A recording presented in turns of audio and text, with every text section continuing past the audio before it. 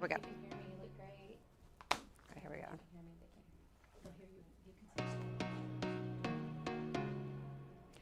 They've helped thousands with chronic illness and serious medical conditions for the past 2 decades. Now, Turning Point is helping those with long-haul COVID cope with their symptoms. The Morning Medical Update starts right now. And good morning to you. It is Thursday, May 19th. Thank you so much for being here with us on Facebook, YouTube, and on Twitter. Coming up a little later, you've seen them all around town. Now you can check out all the heart art that's part of this year's Parade of Hearts and how one app is making it possible. Coming up in about 15, we'll get the COVID count with Dr. Dana Hawkinson. But first, it's not just physical, but mental too. The impact long-haul COVID is having on people and the organization helping them deal with it all. So get your questions sent in to us on YouTube, Facebook, and email us at the Medical News Network. You can find links to those right there on your screen. Well, about a fourth of COVID-19 patients develop long-haul symptoms, and in many cases, they last for months. The condition can affect anyone, old or young, otherwise healthy people, and those living with chronic conditions. So imagine having no support, nowhere to turn. Well, that is where Turning Point comes in. Joining us this morning to talk about it is Jill Von Fange. She's a social worker with Turning Point. And also joining us is Alexis Del Cid. She's one of our anchors and reporters here at the health system. And you're going to talk about your experience. So ladies, thank you for joining us at the desk today. Joining us virtually is Kelly Halou and Stephanie Parker, both who have been battling COVID long-haul symptoms. And they sought out the services of Turning Point. So we're going to hear all about their experience, how it started and where they are today. So Kelly and Stephanie, I do want to get started with you. Again, thank you for being with us and sharing your story. Let's just start. Kelly, tell us a little bit about what symptoms you started dealing with and what you're dealing with now. Started out with a shortness of breath where I required oxygen, and then later developed brain fog, difficulty finding words. I also developed tremors that were hard enough where I could not write very well. Anxiety, a very big part of it, and depression. Has any of that let up, or has it gotten worse? So I still have the severe anxiety and depression. The tremors were getting better now that I'm on medication for them. My breathing's a lot better. I still have a little bit of fatigue, but I'm able to find words better than I used to and to talk, because it was difficulty getting out what I wanted to say, and that's improving. So I want to get the timeline. Kelly, when were you diagnosed with COVID? October of 2020. Okay. Stephanie, when were you diagnosed? November of 2020. Okay, so here we are in 2022. Stephanie, those symptoms sound familiar that Kelly was talking about. Anything different? How are you feeling today? Yes, definitely some of the same symptoms. I was hospitalized for 12 days and ventilated in the ICU. So we're still working through which symptoms came from the hospitalization and which are from COVID. But I still have areas of my body that are numb, specifically on my left leg and the right side of my head. COVID also affected my eyesight, so I had to get glasses for reading. I experienced some short-term memory damage, so I still have difficulty remembering some short-term things, like if I close the garage door or things like that. I have to write a lot of lists down now. And I also have the fatigue. Whenever I exercise, my heart rate gets very, very high. And I also experience the anxiety and depression as well. And that's where Turning Point comes in. We're going to talk with Jill here in just a moment, but Alexis, I mean, that's a worst case scenario. Yeah, you also had COVID, but you've been reporting on people who've had COVID, who get these symptoms. It is frightening. We've talked about how scary it is, not just to get COVID, but to then experiencing these things that you've never experienced before. Then you get it. How long ago was it that you were diagnosed? So I got it recently compared to Kelly and Stephanie. It was last month, April 10th. And it was really stunning to me how quickly and how very, very sick I got so quickly, being vaccinated, 2 shots and boosted.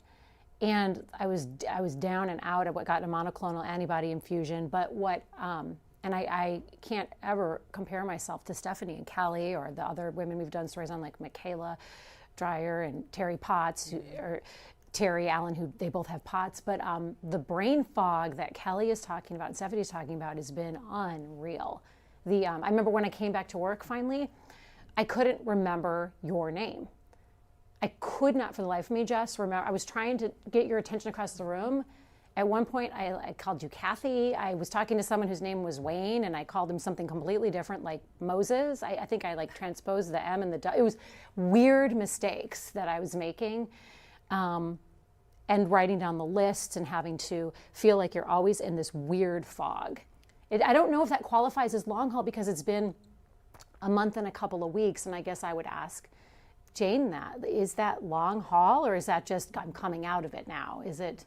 Yeah, what are you saying? I mean, we talk about long haul. When we had our long haul clinic, a lot of it was you had to meet certain criteria and it had to be a long time. But and I would imagine long haulers they run the gamut of time and symptoms and things that they're dealing with. But what are you seeing as far as what's been qualifying for long haul? You know, and I think that's a really good question for the medical professionals, because I know that early on when we started this long COVID support group, and we talked to, at that time, the long COVID clinic, if you will, and the specialists, we were kind of looking to them to give us what the qualifiers were. And so at Turning Point, we're not, I would be honest, like I'm the person that screens people. I really, if someone contacts us and says that they have long COVID, I don't really go into give me exact dates, exact information. You just want to help. They're suffering, they're saying that they are having some long COVID symptoms, then we're going to give them support over the phone, and then also encourage them if they would like to attend the support group. Well, on that note, I do want to bring in Dr. Hawkinson on this because, go ahead. So I called you Jane and it's Jill. That's okay. But that's the case in point. I literally met you 5 minutes ago and shook your hand, and your name just, it went out. Well, I know, and that's kind of the scary part that you've talked about. But you get a pass. Weird. Guess what? You get a pass today. Today, right? But Dr. Hawkinson, that's something that has been a big issue for people, and I think has led to a lot of people having anxiety and depression, is people not believing that they have long haul or having to prove that they have long haul, or is this really a thing? And I think to Jill's point, it's like, who cares? You had COVID, and now life has changed in many dramatic ways. Just on the medical side, talk to us a little bit about that. Yeah, I mean, certainly this moving forward is going to be a huge public health epidemic. It will be an individual health epidemic because long COVID does affect so many organ systems, basically every organ system. And some people may have some symptoms or one symptom of something, and then other symptoms other people may not have, and so it is so heterogeneous. There is such a variety there. We are doing more to learn about it. We know that the government has put forth a large initiative to try and learn more about it and also seek treatment for that. And so moving forward, it will continue to be an issue, both for our healthcare system, but of course for those people that are impacted individually, for them and their families as well. Thank you for pointing that out. We're going to get back to our guests here in just a moment, who are both dealing with long haul COVID symptoms and in cases that have been quite severe. But Jill, I just want to bring in and talk a little bit more about Turning Point. What type of services you're providing and how you kind of pivoted who you were helping when this pandemic hit. So we've always been in the community for 20 years now, 21 this year, and we provide support through programs, classes, presentations, and support groups for people who have a serious and chronic physical illness. And we also support their supporters, so their caregivers, whatever that looks like to the person that has the illness. And when we started hearing about long COVID and the suffering that people were experiencing, we realized that there needed to be some type of support specifically for someone with long COVID. While we have maybe some general classes and presentations that can help them, people that have an illness and a long-term chronic illness, possibly like long COVID, they need to find other people that they feel heard and valued and not alone.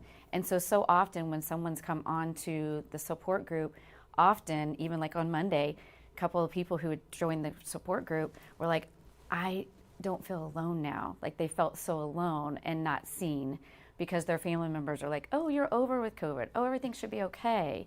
And that's not the experience that they're having.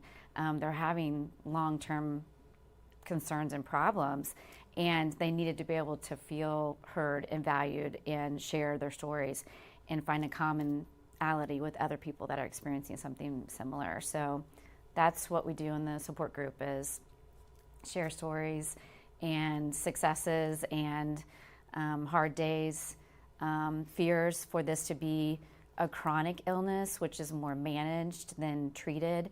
And so, there may not be a cure for a lot of the symptoms that individuals are experiencing. And so this may be a lifelong chronic thing, some of the symptoms. And so coping with that is what we talk about in the support group, and then get support by hearing from other people, maybe what they did or what they tried, or a doctor that they found that heard them, that listened, that maybe didn't have answers, but at least said, I don't know, we're trying to find out, or here's what I know that other places are doing. So I think that's I sense Alexis like hanging on your every word, Yeah. because you're hearing from Jill, you're Yeah. hearing Stephanie and Kelly talking about this. I mean, can you imagine this being such a big help? I mean, I know you've sat there Huge kind of help. feeling isolated, going, what is going on? I feel weird. I don't know how to explain how I feel weird. Right.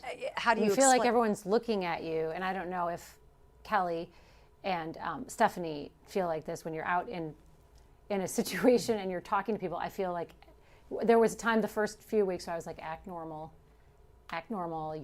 you're doing okay, you're not looking weird.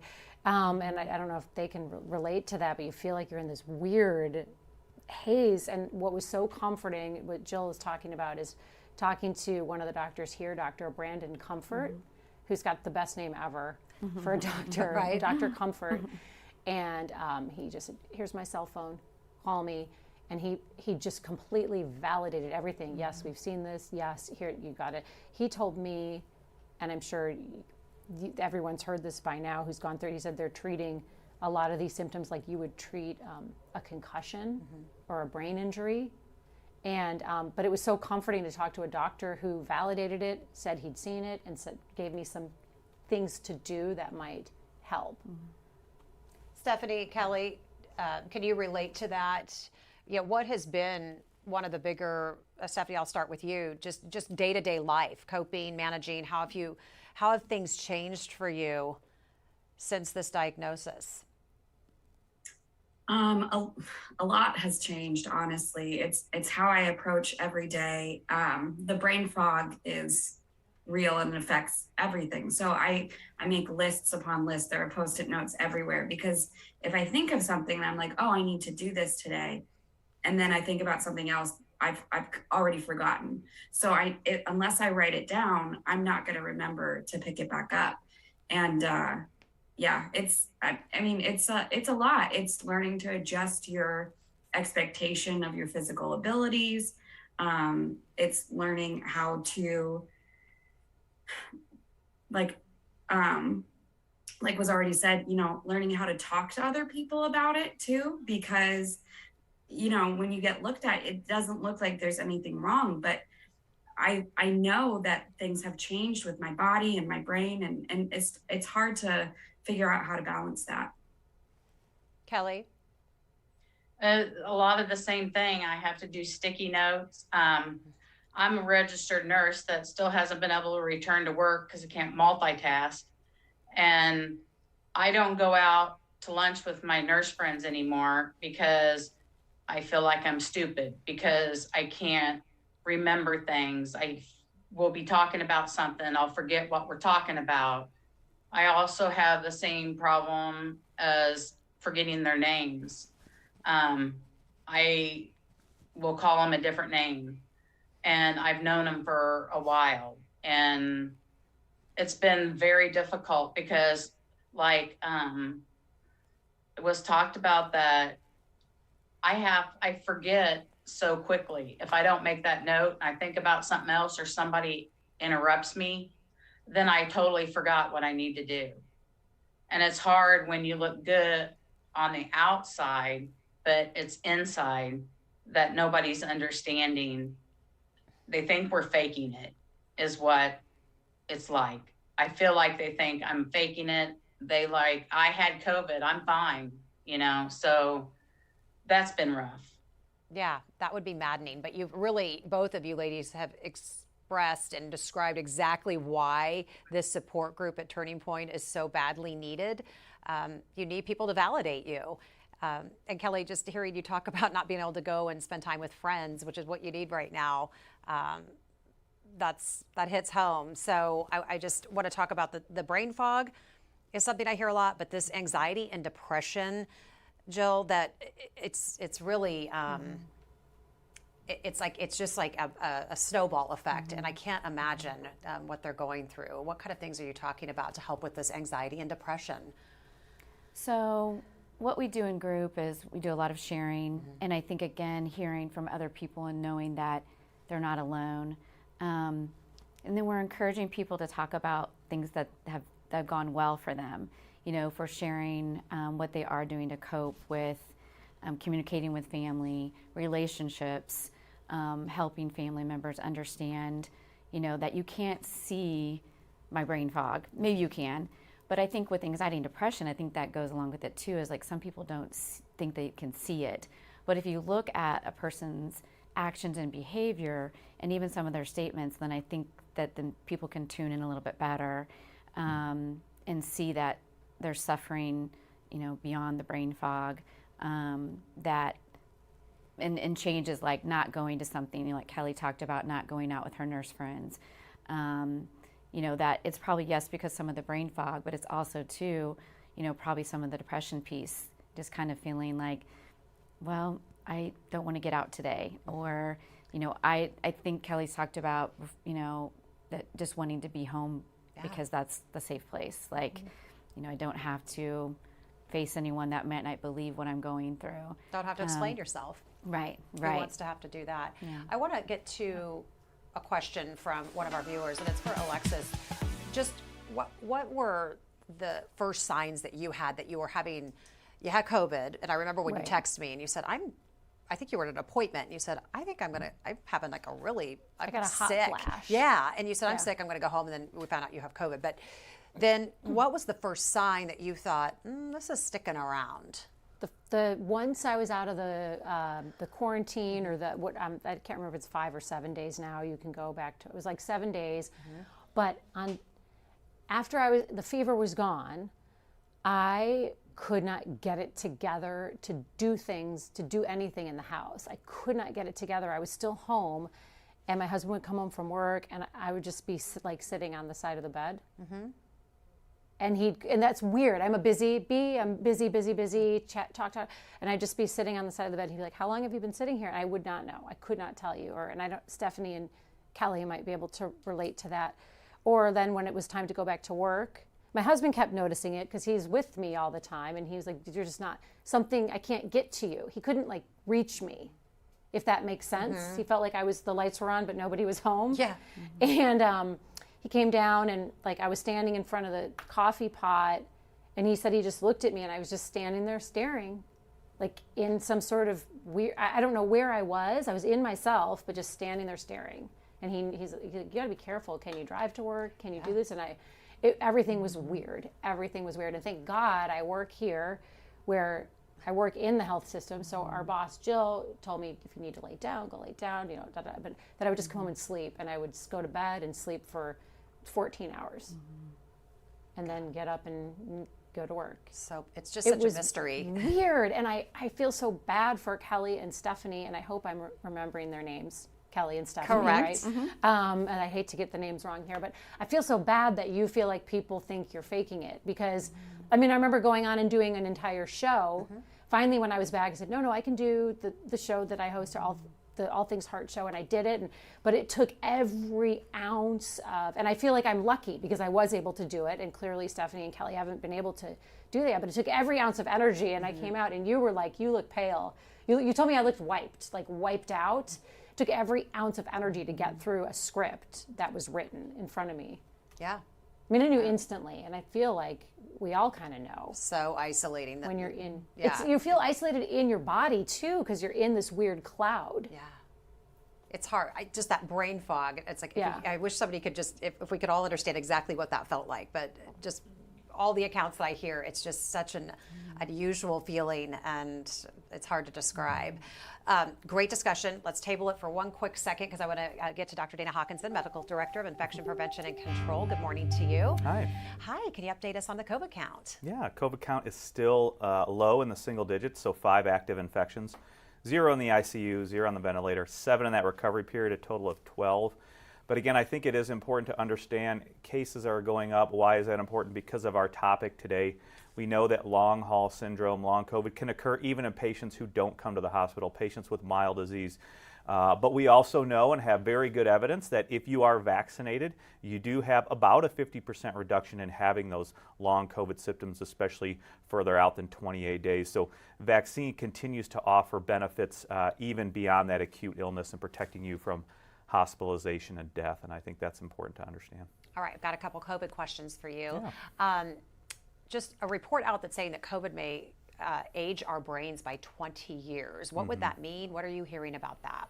Yeah, I mean, I think this goes back to also the long COVID statement I made before. You know, we understand that this is going to be a public health and an individual health epidemic, much like diabetes, heart disease, many forms of cancer as well. And so moving forward, we know that these issues will occur.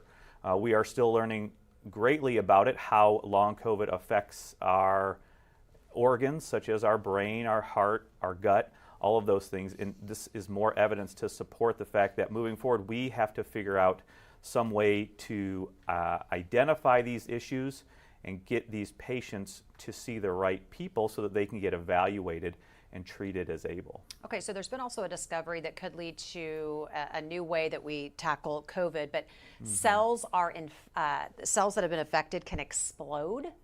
What does that mean? Yeah, this is just a form of cell death. So we know that COVID can infect many different cells and many different organs. This was an article published in Nature showing that the virus likely can still infect even the cells that we are using to help control the virus infection. And when they do this, they die by this process, pyropoptosis, which is just it's kind of I don't want to say a violent form of cell death, because there are other forms of cell death that go on in our body that are much less violent and have much less collateral damage. But when you have these things occurring in the macrophages, specifically in the lungs, when they are infected with COVID, that can be one reason why you are having this severe disease in the lungs of those patients that get severe disease. This may be one area that we can impact to help prevent people from getting to the ICU, or once they are in the ICU and on the ventilator, this may be one area we can impact to find a treatment for to help reduce the severity of their infection, especially with regard to their respiratory failure due to their lungs not working properly. Okay, do you remember this headline from about a year ago? We were talking about sniffing dogs, you know, being able to detect COVID, and I was like, okay, we talked about it then, but now they're saying that sniffer dogs might be better at detecting COVID than the actual test. Is that possible? Yeah, I mean, since the initial data was put forth, we know that further data and further studies have come out showing that these dogs are able to smell certain chemicals that are put off by the infection. And all of them have shown pretty high sensitivity in being able to detect people with COVID-19. I think even Eric Church was using that at one point on his tour to help keep his bandmates safe as well. So how reasonable is it, though, to have just massive amounts of dogs trained to do this? Probably not reasonable. I don't think we're going to be switching to that, especially in the hospital. We'll still use the PCR, but in certain circumstances, it is probably one other adjunct way that we can help detect and then prevent further spread of the disease. Very fascinating. Yeah. Okay, we'll check back with you here in just a few moments. If you're just joining us, we're talking with Jill Von Fan. She is with Turning Point, helping folks with long-term COVID, long-haul symptoms cope by offering support. Kelly and Stephanie are both battling COVID long haul, and so is Alexis Del Cid. She works here. She is the host of All Things Heart. Been doing stories and sharing the stories of those with long haul symptoms for the past several months, and now you're dealing with them yourself. Right. I had a question for you because we've been talking about this depression, anxiety, and we just always are trying to break that stigma as much as possible. I know you've also gone through, during all of this, you went through a really unfortunate loss. You lost your mother-in-law. Right. And so I know that was a really tough time for you. So probably very difficult to decide, to kind of decipher between real life, heavy stuff, and then also kind of this depression and anxiety that might have anything to do with COVID. But so can you talk to us a little bit about what kind of emotional state that you've been in and how you've been coping? Well, I feel very fortunate that I'm a month and a half out as opposed to 2 years. And so I really want to emphasize how my heart goes out to Stephanie and Kelly and Stephanie and the long haul patients who've been going through this for years. So I feel like at this point, it's too hard to unscramble the egg of what the emotions are. It was the anxiety, though, of feeling kind of paranoid, wondering if you're acting strange. That's what I can relate to, is that anxiety and the isolation. And now ask me in a year if I'm still feeling the same way. Ask me in a year how I'm feeling in the other ways. But gosh, I can just so relate to Kelly and Stephanie when they talk about the brain fog part. I cannot stress enough to people watching, if someone tells you they have brain fog, believe them and just have empathy for them, because unless you feel it, it's indescribable. The only way I can describe it, and ladies, maybe you can tell me, is if you took an entire box of cold medication. Imagine how you feel on a couple pills, a couple Benadryls, pills. Like it feels like that. Something is not right. So it's real. I just wish I wish you could see it visually. I wish people could see it. Like if someone walks in with a black eye or stitches, something happened, but you have no idea what someone's going through if they say they have brain fog. And feeling self-conscious, like you said, that you're just... It's weird. And you would ask me, am I being weird? Yes, I did ask you that a bunch of times. And I'm always like, you're like my favorite weirdo. You've Yeah, always been. And so I'm like, well, I don't know, you kind of are like that Yes. anyway. And I said, just, but I was like, I want you to come back to me. I want you to come back and, was I acting weird? I didn't think so. I think it was weird that you just kept asking me all the time. So I knew there was something internal with you wanting to kind of keep checking in. Like, I feel weird. Was I just weird on that meeting? Yes. Did I say that right? Did I There was a explain that meeting properly? at home, and it was when I was still in isolation, and I turned on the Zoom meeting, and I'm with my boss and Barb MacArthur, who's a way high up, and I realized I'm wearing a robe over I had been cold and put on like a fluffy robe over my, and then I realized I'm on a Zoom wearing this like Hugh Hefner fluffy robe, and I discreetly I felt so weird, and I felt like, oh my gosh, what else did I forget? Right. Like I shouldn't be leaving the house. I shouldn't be in public right now. I remember feeling like that. I have no business walking around in public. Wow, you wore a robe with Barb MacArthur, the VP of our heart center.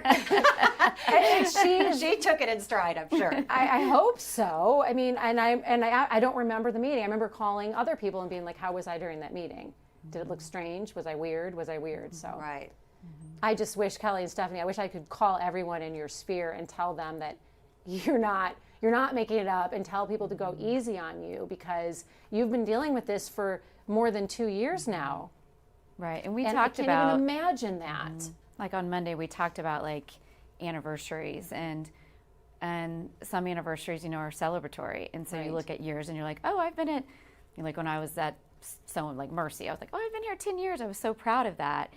But with the anniversary of like looking at November and December coming up on, what would that be, 2 years? See, I'm losing it too, but a little bit. So, thinking about that, we're like, that makes it hard sometimes, because when you look at how long they've experienced some of these symptoms, and not just the brain fog, but like Stephanie talked about, her heart rate, and then with Kelly with the tremors, some of those things that when I think as the time comes closer and you think this has been going on this long, it gets scary, because again, is this going to be like this forever? And then coping with that this is going to be how it's going to be for this long. and maybe forever. And so we talked a little bit about that, like we've talked about that in our group, about how some anniversaries are celebratory and some anniversaries are really hard because they're not celebratory. They're just a reminder of it's been this long, and It's been a long time. maybe it's going Too to be long. longer. Kelly, I want to ask you, and Stephanie, I'll ask you the same question. But a lot of people will ask, did you have severe symptoms that then led to this severe outcome? And we're finding that how severe your illness wasn't necessarily tied to that. You know, Stephanie, I know you were in the hospital, very severe. Kelly, did you have mild symptoms during COVID itself? Yes, I had pretty mild symptoms, a headache, chills, and a little bit of shortness of breath. And then later on, the shortness of breath got worse, but I was never hospitalized. I was at home on home oxygen. But mine was pretty mild. But yeah, I can relate to, I guess I'm getting your name right. Hopefully you'll understand Alexa. I would just lose track of time because I would be spacing off, or I would go to the store with my husband and he would have to tap me to move on because I was just staring off in space. And so that also led to some self-consciousness of, am I weird? Like you're saying, am I okay? Did I get everything done? Did I get dressed right? So that was, it's hard to go out in public. It's like, I just don't want to go. I have to go when there's very few people there just to make it through. Or if there's a line forming behind you when you're in the store and you're looking for things, like your wallet or the credit card, and you're handing them your driver's license, that's weird. And they're like, ma'am, this is your driver's license. Oh, It is. and then we need your credit card. Oh, right. And then there's people are getting huffy, and you can sense the crowd's turning on you. It's The crowd is weird. turning. It's It's so, you keep using the word weird, and it's like kind of like we kind of now know what you mean. It's just, I get it. We've all had that. You're like, I just feel weird. I want to get to some community questions, and we'll kind of weave a few in as we go here. But Pamela says, oh my goodness, I am so glad you're having this on today. So thank you, all three of you ladies, for sharing your stories. Jill, thank you for what you're doing for patients like this. She says she had COVID back in November of 2020. The same thing. Brain fog is real, and when it happens, I just apologize and go on and on and on. Very similar to what we've heard you ladies talking about. But she also says, she goes, so what do we do? And Dr. Hawkinson, you might have to chime in on this one. But what do we do when all test results come back as normal and we're told that it's just from the COVID you had? I have had so many tests. I've seen so many doctors. I've been told to exercise, lose weight, just kind of sent home to just deal with long haul COVID. What are people to do? Yeah, I mean, right now we don't have that technology. We don't have that diagnostic test to look for biomarkers. We don't even know the mechanism of long COVID. And for different organs, it may be different ways. Some people could have different etiologies of the long COVID, depending on if it's in their brain, with their gut, with their lung, anything like that. So I think that is why this initiative by the NIH and the government is so important, to really understand those mechanisms, and then hopefully find, maybe diagnostic tests to help lead into which direction we should go. And then, of course, finding some sort of treatment, symptomatic, something that will help with those symptoms as well. I mean, these are all great questions. These are all questions that are being investigated, but unfortunately we are at the very precipice, the very beginning of what we are doing for this, as far as really trying to figure out what is the exact etiology. And again, for certain organs, it may be one reason that you're having those symptoms. For a different, it may be the other. And as we move forward in this, we will be getting more data, more information. And again, ultimately, hopefully that will pay off in really finding some good symptomatic treatment, something to help relieve all of those symptoms. But Doc Hawk, it's tough because you tell people to go to the hospital, get checked out, and you want to walk away with an answer of some sort. And this is one of those we just don't have the answers to. Yep, and I think what we have seen and heard is those people from the chronic fatigue syndrome. It's a different name that escapes me right now, but have been dealing with this for years. When there aren't blood tests to really say this is what you have, this is why you have it.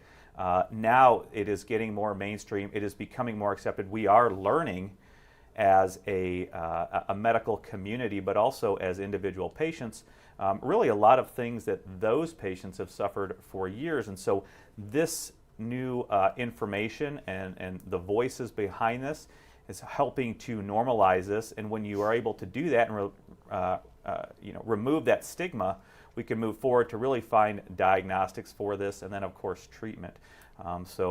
But moving forward, those are all the things that we need to figure out. I want to read a couple of comments to our ladies this morning, Rachel, and just thanking you for being advocates so that others know where to go to for help. Places like Turning Point. And Brett, great, insightful discussion this morning. Joelle and I continue to be in awe of the courage that these folks show in telling their stories, and they wish you all the best. So I share that because I want you to know people hear you, they see you, they believe you. And they appreciate you. So another question I had for you both, and then we'll get to some final thoughts. Stephanie, how important has this group been for you? What is this big takeaway that you're having that maybe you haven't been able to get anywhere else at Turning Point? When you show up, you're there with these folks going through the same thing. What are you able to walk away with? It's just relief, honestly. It's not needing to try to fight to prove that what I'm saying is real, what I'm experiencing and feeling is real. Before I found Turning Point, I mean, it felt like I was, imposter syndrome. And I was like, am I crazy? Is this really happening to me? Because nobody had any data, and I couldn't find anybody to talk about what I was going through that could relate to it because it was so new.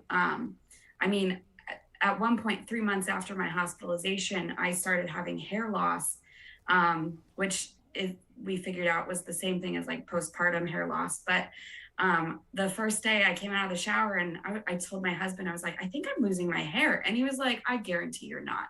Like, you're just being overreacting. And I was like, if you don't believe me, how is a doctor going to believe me?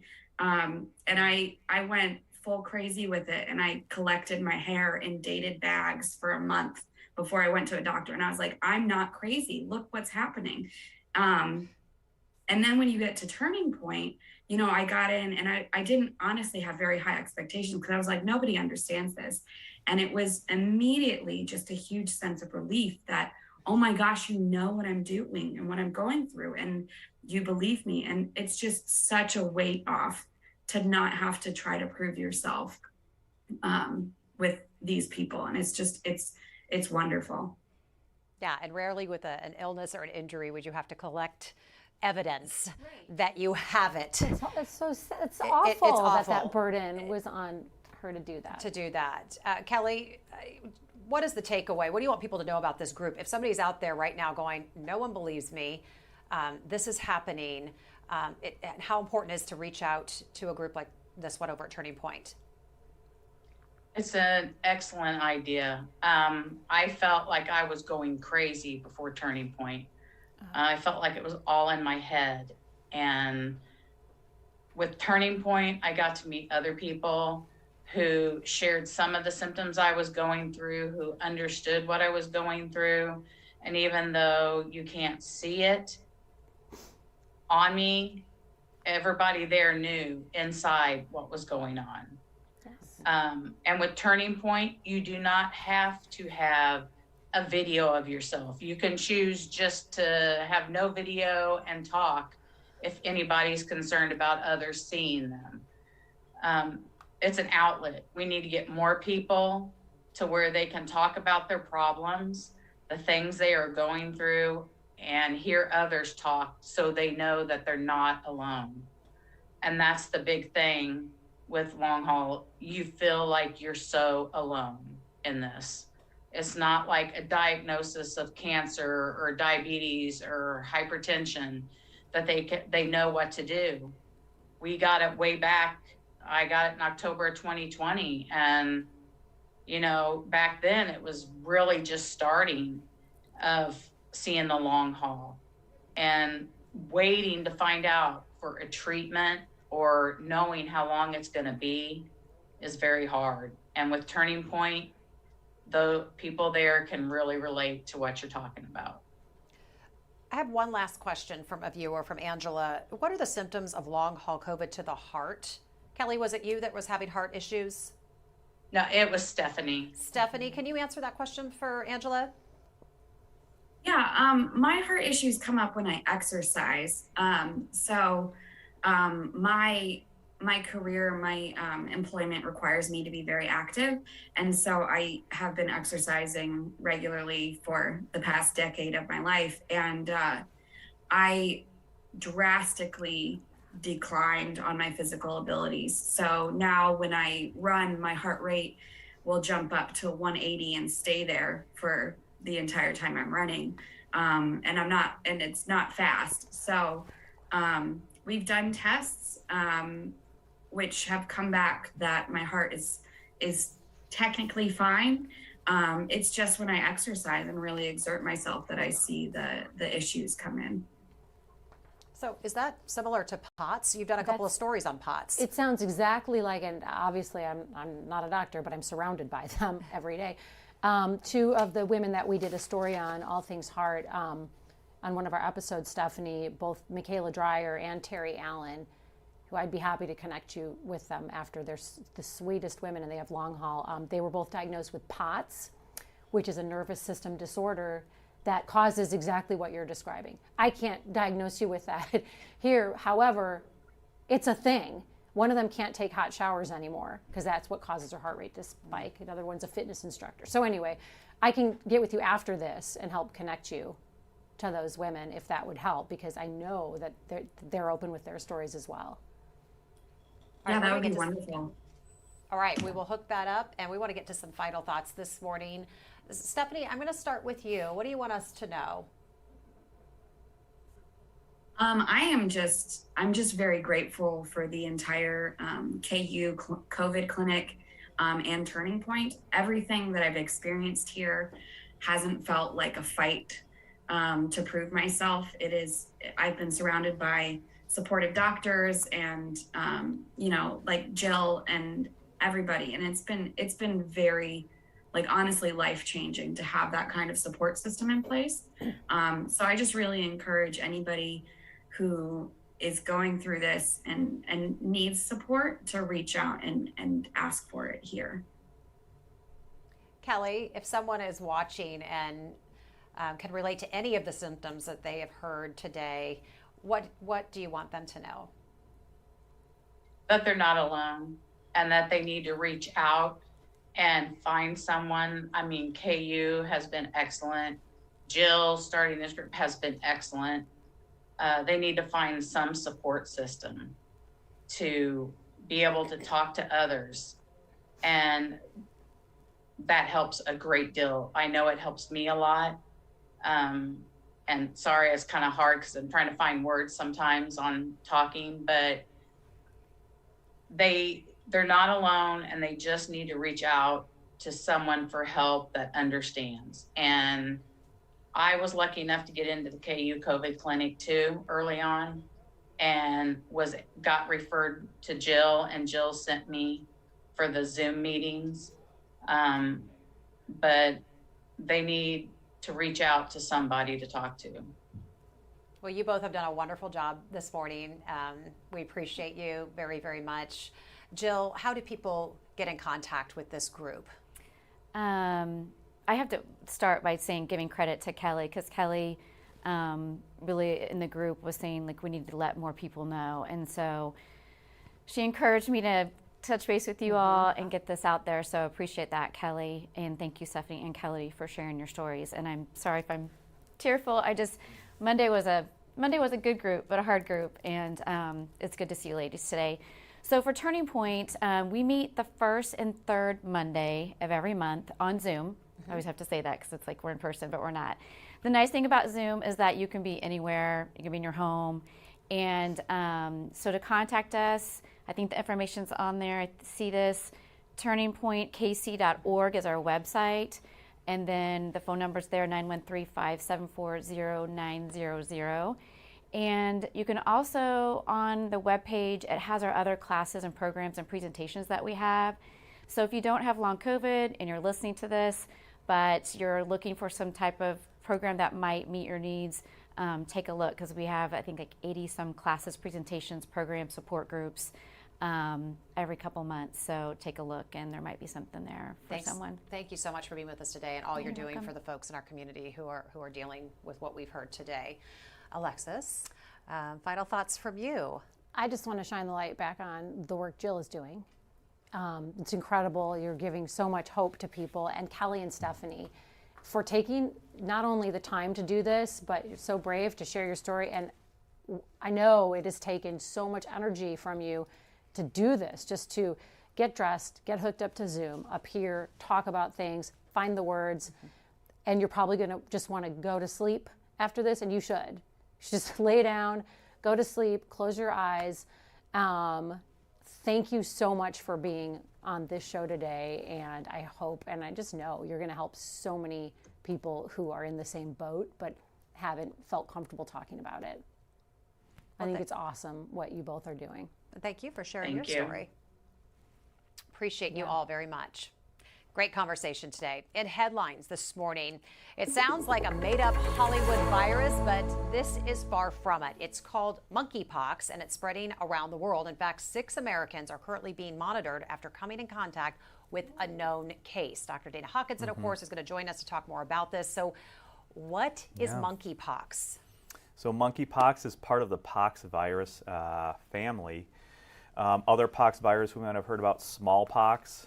This is different than that, but also chickenpox. So basically what this is not a new virus. This was originally discovered in the 1950s from some infected monkeys, but that, just as humans are incidental hosts, it probably actually comes from and normally is present in rodents.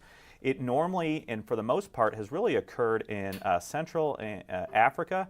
Most common nations that had previously had it were Nigeria, Democratic Republic of Congo, the DRC. We know that in July 2021 we had one case. It was a patient who came over from Nigeria. We know that in 2003 there was an outbreak of humans here in the United States because they had got infected from infected prairie dogs that had come over from Africa as well. So this is not new, but what is new is the amount of cases that we're actually seeing in humans right now.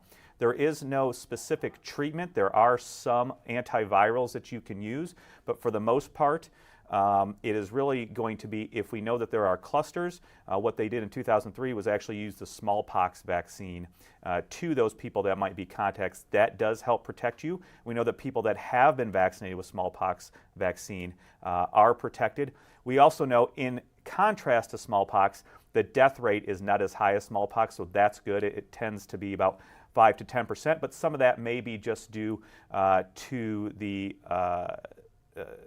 care that you're able to get here. And we know if you can get better care, you probably have a lower chance of death. Basically, you have, just like chickenpox, similar to that, you have lesions that pop up on your body.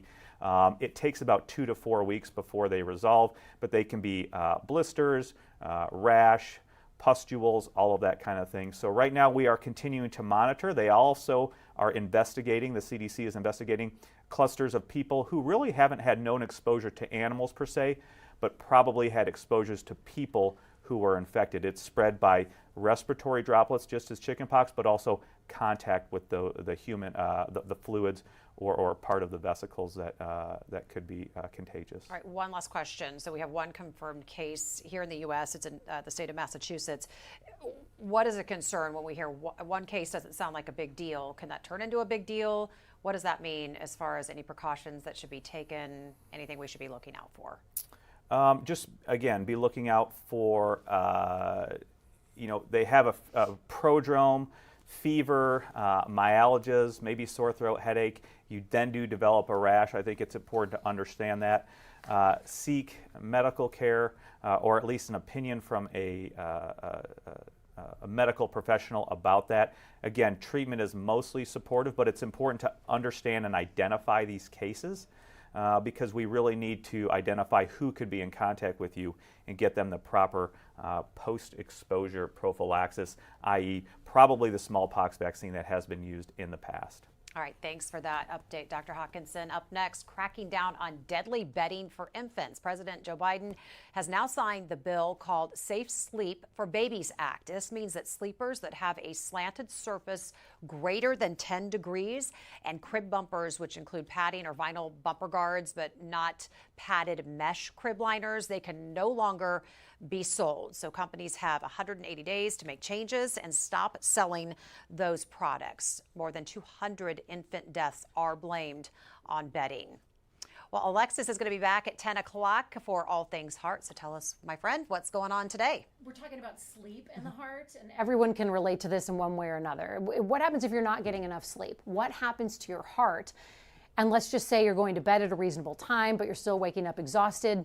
That could be a sign of a serious sleep disorder that could lead to devastating heart complications. Hey, how are you doing? Good, how are you? About an hour before he had a team of surgeons huddled over him on the operating table, 32-year-old Aaron Clark talked with us about his biggest hope after all this is over. I'm looking forward to being able to breathe without using Afrin and just actually feeling rested for once in my life. He doesn't remember a time ever where he woke up feeling that way.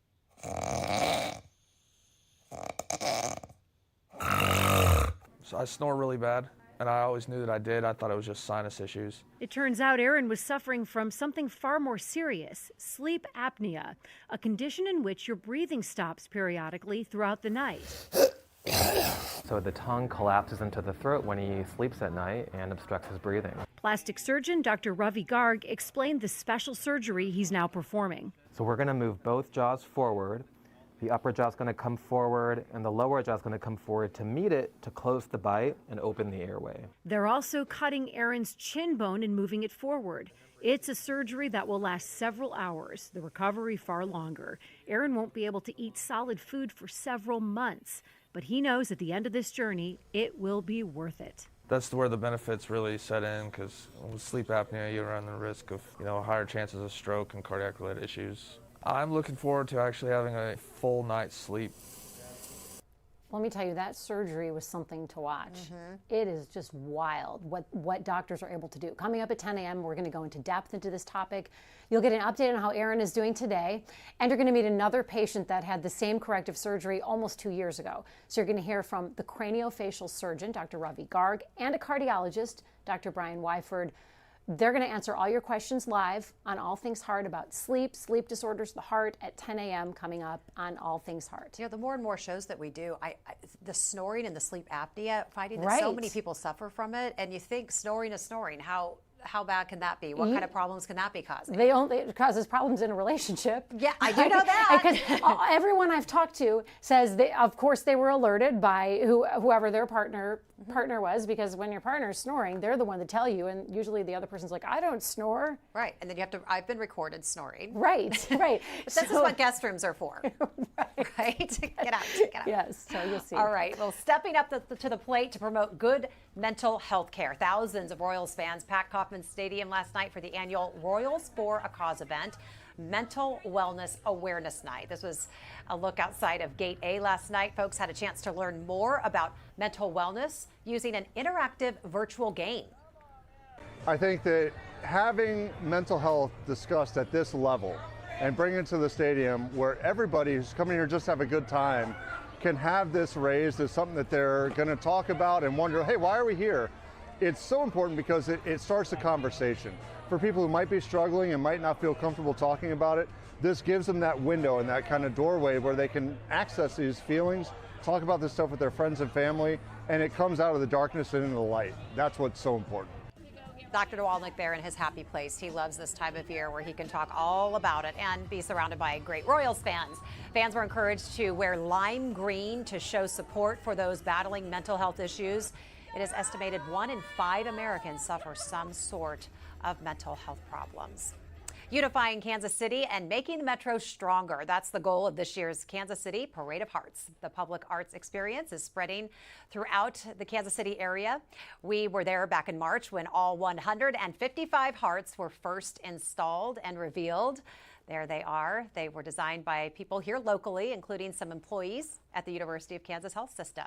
As you can imagine, these hearts are drawing plenty of attention, all sorts of fun stuff. I actually was driving by today and some lady had her big, huge Labradoodle standing out at like 7 o'clock in the morning, taking a big picture of them. So people are loving these. I love seeing all this.